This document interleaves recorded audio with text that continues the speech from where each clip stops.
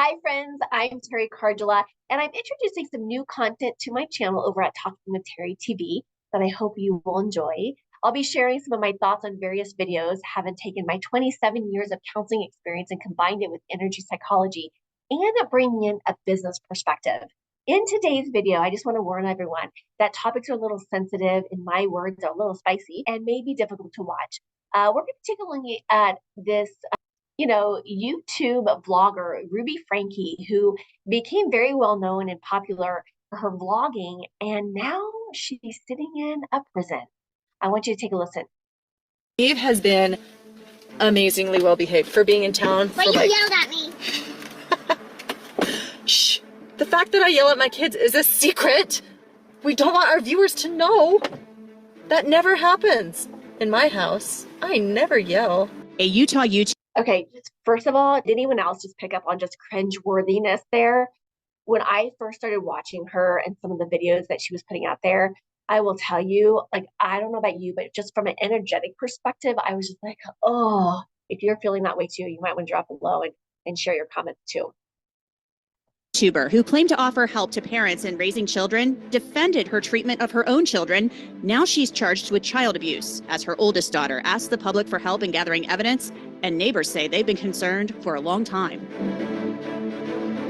Welcome to Law and Crime Sidebar Podcast. I'm Anjanette Levy. Ruby Franke and her business partner, Jodi Hildebrandt, are in jail on 6 counts of child abuse. And I will just pause for a second. In further investigation around this topic, okay, this other therapist, Jodi Hildebrandt, big red flags, okay? Here's why. This therapist had her license suspended for over 18 months.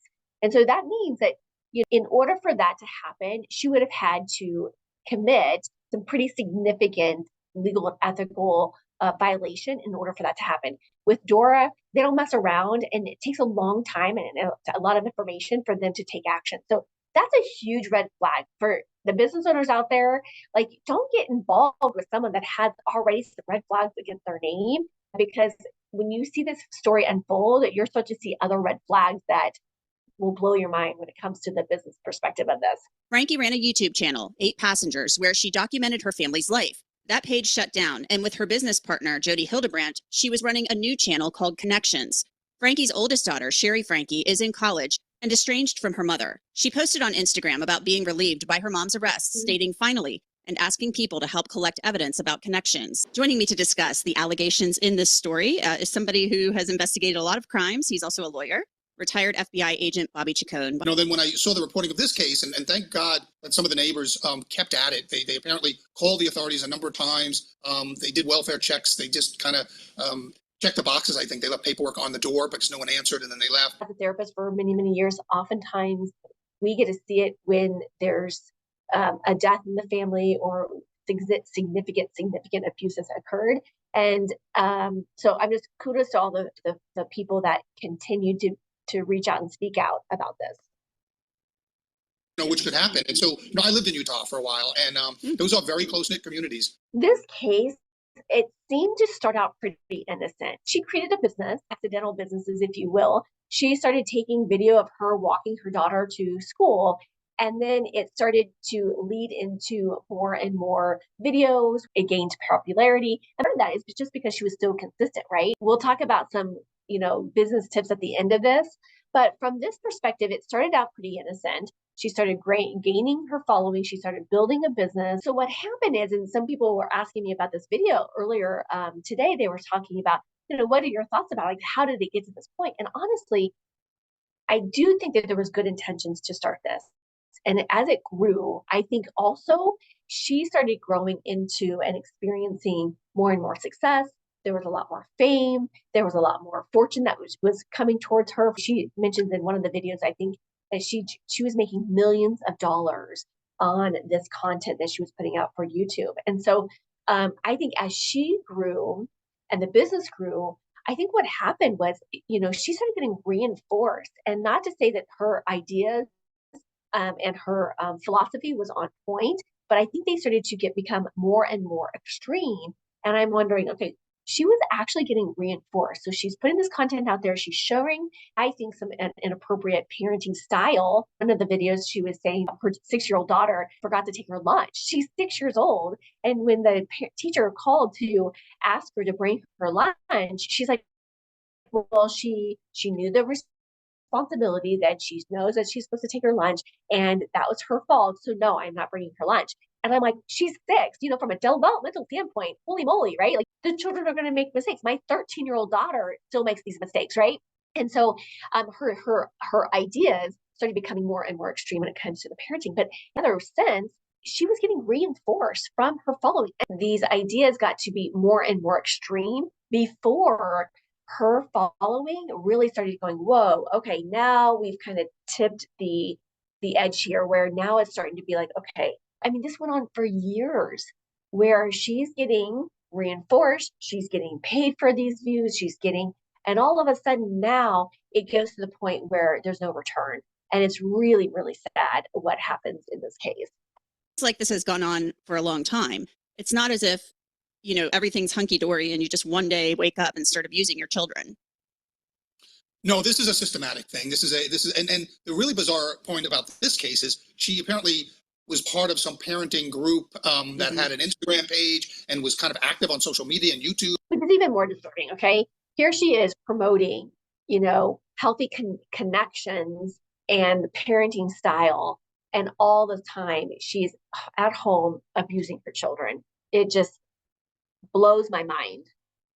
And stuff, and people were kind of disturbed by some of the behavior that they could actually see. So she made, as opposed to the case in California, which was very hidden, people never saw those children. Here in this case, she was actually on YouTube putting videos out where people were like, I don't think you should, withhold food from children as a reward / punishment type of system. And apparently she was doing some of that and putting it out there as a parenting strategy. And at some point, you have your front facing who you are to the public, and then you have what's happening really at home.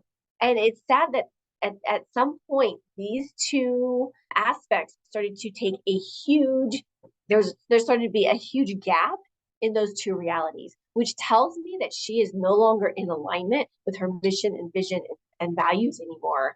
And she has these two worlds now taking place on her channels and on her social media. And so people were, kind of getting upset about that. Apparently last year she kicked her husband out of the house and things kind of spiraled even worse. And I agree. Now you have another person in the home that could be giving a different perspective or being like, whoa, like you're out of line.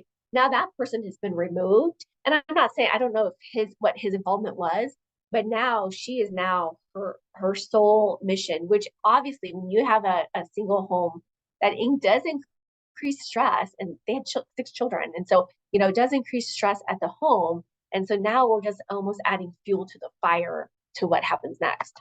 As this business partner in this parenting business, and apparently she was spending more time with that person, longer periods away from the house. So another red flag here. Now she's spending more and more time with this individual who has extreme viewpoints as well. And now she's spending more time with them away from, her support system and anyone else that's going like, wait, you're starting to go down this path that doesn't seem like it's in alignment with you anymore. Children was wandering around the neighborhood looking for playmates, knocking on doors. And so all of this, really kind of came to a head. You hope, the hope is that social services gets on these things quicker. Some of the children were malnourished. It takes a while to become malnourished. And that's, again, what you talked about to your point. It's that this. I agree. It takes a long time for children to show signs of malnourishment. And that tells us that this has been going on for a really long time. Now, my heart goes out to these children because it is absolutely devastating to watch. And one of the things that therapists, we think about physical abuse, sexual abuse, witnessing domestic violence, homicides, and things like that as pretty significant. But interesting enough, from a brain perspective, neglect is actually the worst types of abuse because it has a direct impact on the development of the brain. And so we've actually seen studies and brain studies where, a child that has been neglected, their brain does not fully develop. Like the size of the brain is actually smaller with children that have been neglected. And so it's absolutely so devastating to see these children go through this, and in a weird way in the public eye. she was still filming while she was abusing these children simultaneously. And it's absolutely, this case it just is cringeworthy on all levels. On for quite some time. This was a systematic behavior pattern that was, going on, and could have ended much more tragically. The oldest daughter of Ruby Franke, Sherry, posted on Instagram over the weekend, and she was asking the public to look for information, evidence related to the YouTube channel, the Connections YouTube channel, not the 8 Passengers one. She said, we're aware of most of that stuff, but we're looking for evidence related to the Connections YouTube channel specifically. And so Sherry Franke is in college now. She's away from home and probably, I'm assuming, may have contacted authorities, but she was almost breathing a sigh of relief in some of these messages that she posted on her Instagram story, basically saying, finally, something is happening. She's 20 years old. Yeah, and I know people have the reaction of, well, why didn't she stop it sooner? She's an adult, and she's been an adult for several years. As you get into 16, 17, 18-year-old, you got to remember, if this is a long-term systematic behavior pattern, these children have been raised almost brainwashed to accept this type of behavior. Children learn what they live, right? Is an old phrase. And it's like, they don't, oftentimes when people abuse children long-term like this, they don't allow the children to know what proper behavior is, what proper parenting is. And so they don't know any different. This is the way they've been raised. And so I think that people have to keep. I'm going to totally agree with this, because I think oftentimes I see adults and women and business owners come in all the time and they share their story around their abuse history. And again, it's very similar. They don't know what they don't know. And so it's not until they get around other people before they're like, oh my gosh, that's not how, normal development is. That's not how, your home was.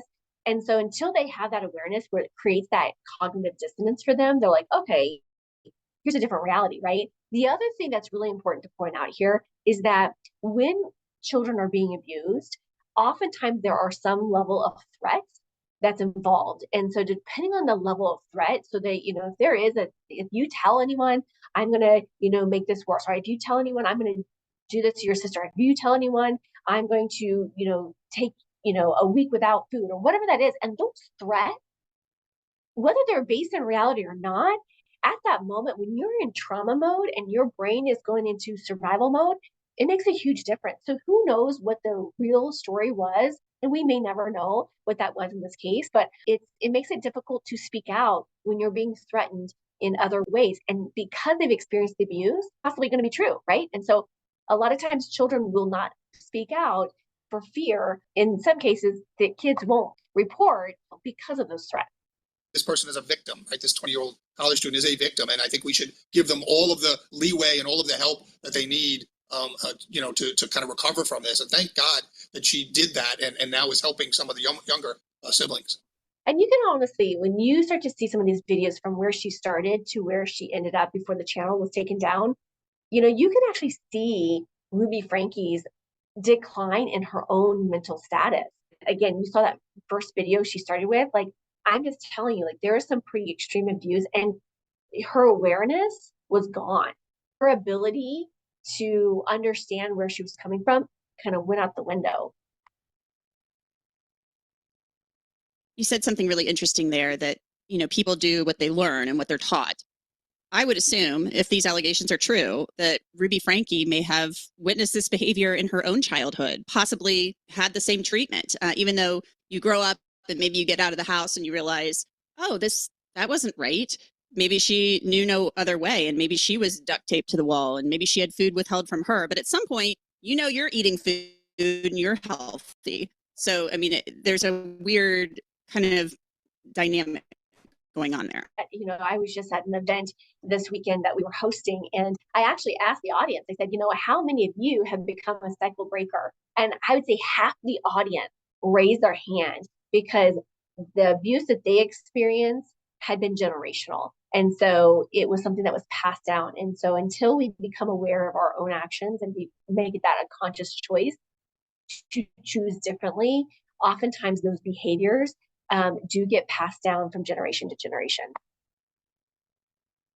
Statistics on that, but it's not uncommon for someone that was abused to know that kind of behavior pattern and then carry it on as the abuser later in their life. But a generation ago, 2 generations ago, social services wasn't as active. We didn't have social media to kind of give us all the information that we now have. And I agree with this. Like if you ever see something that's out of the ordinary, you can always make a report. It's best to be safe than sorry.